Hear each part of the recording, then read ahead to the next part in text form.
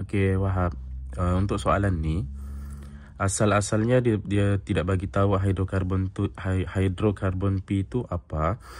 Tapi berdasarkan tindak balas yang dia bagi tu, kita boleh tahulah. Yang pertama sekali kita tengok dekat sini. Sebelum tu hidrokarbon P ialah apa maksud hidrokarbon? Sebatian yang mengandungi hidrogen dan karbon sahaja. Means tiada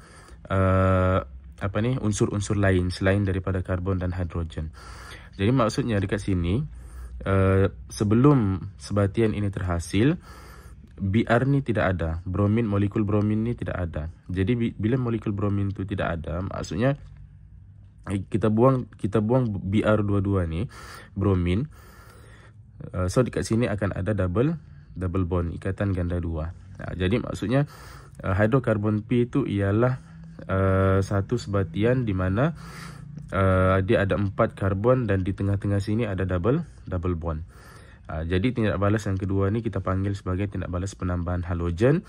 Halogennya adalah molekul bromin, Br2.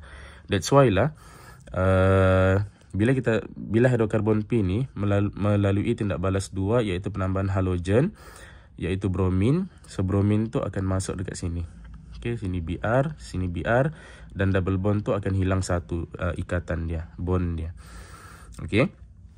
Jadi sekarang ni kita sudah tahu hidrokarbon P itu adalah alkena. Specifically dia punya nama ni adalah ada 4 karbon, etana propana, but. Okey, but 2 ina. Okey, but 2 ina.